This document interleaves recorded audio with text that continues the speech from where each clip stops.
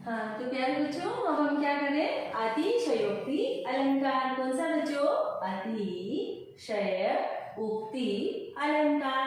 तो अतिशय यानी बहुत अधिक, दो शब्द आने, इसमें क्या देख रहे हैं हम बच्चों, अतिशय, अतिशय माने बहुत, और दूसरा क्या है, उक्ति। क्या है बच्चों, उक्ति यानी अतिशय माने बहुत अधिक, बढ़ा चढ़ा करके, उक्ति माने कहना, उक्ति मीन्स कथन या कहना, और अतिशय माने बहुत अधिक।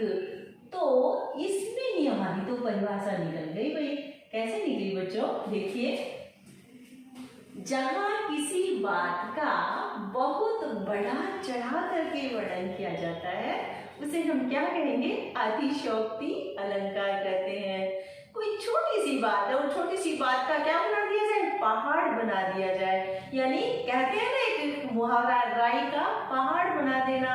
तो जहाँ किसी बात को बहुत ही बढ़ा चढ़ा करके उसका वर्णन कर दिया जाता है तो उसे हम क्या कहते हैं भाई, अतिशयोक्ति अलंकार। तो इसका उदाहरण देखते हैं। जैसे सब बच्चों को पता है, सबने क्या देखी है, रामायण देखी है। और रामायण में किसको देखा, हमने हनुमान को देखा है। और कवि यहाँ क्या कल्पना कर रहे हैं कि हनुमान की पूंछ में लगी न पाई आगी।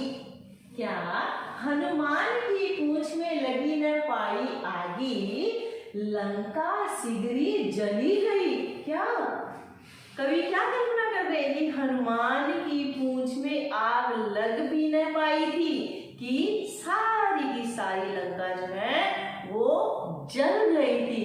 तो अगर पूंछ में आग ही ना लगी तो आग लगे बगैर कैसे कोई चीज जल सकती है। तो यहाँ क्या दिखाई दिया बच्चों, अतिशयोक्ति। क्या दिखाई दिया बच्चों, अतिशयोक्ति अलंकार। तो क्या देख रहे हैं, जहाँ किसी बात को बहुत ही बढ़ा चढ़ा करके वर्णन कर दिया जाए उसे हम कहेंगे अतिशयोक्ति अलंकार। तो यहाँ हनुमान की पूंछ में आग लगी भी नहीं और उससे पहले सारी की सारी जो लंका है वो क्या हो गई है, जल करके राख हो गई। ऐसी बात कवि करते हैं। तो यानी बहुत बढ़ा चढ़ा करके वर्णन कर दिया गया है। ऐसे ही हम दूसरे उदाहरण में देख रहे हैं, आगे नदियां पड़ी अपार, आगे नदियां पड़ी अपार, घोड़ा कैसे उतरे। हाँ जी, तो बच्चों हम क्या कर रहे थे, उपमा अलंकार का उसका हृदय पत्थर सा कठोर है। उसका हृदय पत्थर सा कठोर में हृदय क्या है, उपमेय। पत्थर क्या है बच्चों, उपमान। और सा क्या है यहाँ पर, वाचक शब्द। और कठोर क्या है भाई, समान धर्म। यानी उपमा के चारों अंग इसमें आ चुके हैं। कौन से, उपमेय, उपमान, वाचक और साधारण धर्म। चारों के चारों आने के कारण यहाँ पर पूर्णोपमा अलंकार है। और लुप्तोपमा अलंकार में हमने नाम से पता चल रहा है, जिसमें कोई न कोई उपमेय, उपमान, वाचक और साधारण धर्म में से कोई चीज नहीं होगी तो वो लुप्तोपमा अलंकार होगा। तो प्यारे विद्यार्थियों, आपको उपमा अलंकार जो है अच्छे से समझ में आ गया होगा। तो अब हम देखते हैं कि रूपक अलंकार जो है ना, रूपक अलंकार में भी कुछ समानताएं उपमा के समान दिखेगी, किंतु मैं आपको बड़ी आसानी से समझा दूंगी कि मामूली सा अंतर है, डिफरेंस है, जिसे आप आसानी से पहचान सकोगे। तो देखते हैं क्या है रूपक अलंकार, जो उपमेय में उपमान का आरोप किया जाता है। जहां उपमेय में उपमान का क्या किया जाता है, आरोप लगाया जाता है, जबरदस्ती का आरोप किया जाता है, वो क्या होगा भाई, रूपक अलंकार। जैसे इसमें रूप शब्द देख रहे हैं और इसमें भी आरोप में भी जो है रोप शब्द आने से हम अंदाजा लगा पा रहे हैं कि ये कौन सा है, रूपक अलंकार, जिसमें आरोप की बात की जाती है, जहां उपमेय में उपमान का आरोप। और दूसरी बात जो है, हमने उपमा अलंकार में क्या था, योजक चिन्ह का प्रयोग। तो रूपक भी कहता है मेरे अंदर भी योजक चिन्हों का प्रयोग किया जाता है, अर्थात रूपक अलंकार में भी योजक चिन्ह का प्रयोग किया जाता है, जिसे आप देख सकते हैं।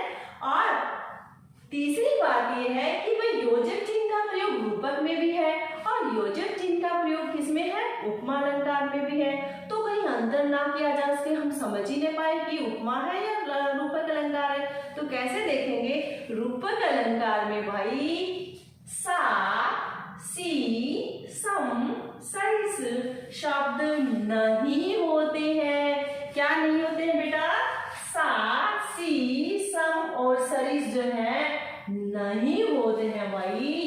तो वो क्या है,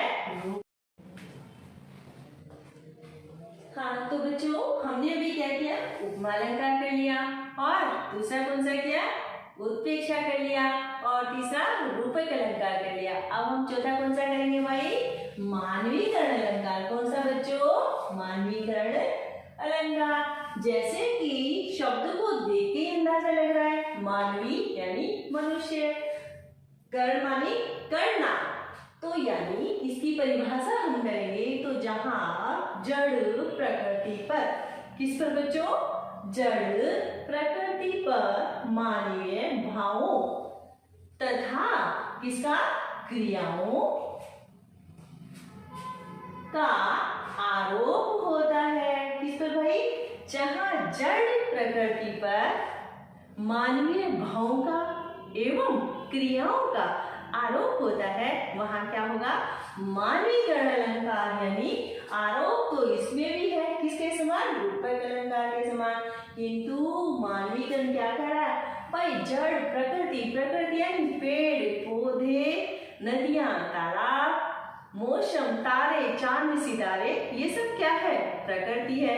इन प्रकृति के ऊपर मानवीय भावों का और क्रियाओं का यानी कार्यकलाप का जो आरोप किया जाता है, तो वहां कौन सा अलंकार होगा, मानवीकरण अलंकार। मानवीकरण कैसे, यानी प्रकृति को ही मनुष्य, मनुष्य को ही प्रकृति बना दिया जाता है। मानो प्रकृति रो रही है तो क्या करता है कवि कल्पना, मानो कि मनुष्य की आंखों में ही आंसू आ रहे हैं। तो जहाँ प्रकृति और मनुष्य दोनों का एकाकार हो जाता है, या हम कहेंगे कि जहाँ जड़ प्रकृति पर मानवीय भावों का एवं क्रियाओं का आरोप लगाया जाता है, वो क्या है बच्चों, मानवीकरण अलंकार होता है। तो उदाहरण के लिए हम देखेंगे, दिवसावसान का समय मेघमय आसमान से उतर रही है, संध्या सुंदरी धीरे धीरे धीरे धीरे।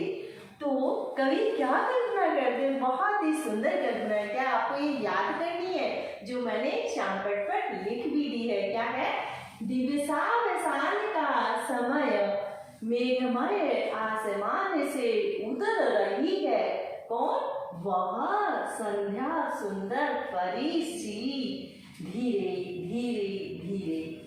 तो यहाँ प्यारे बच्चों कवि कितनी सुंदर कल्पना करते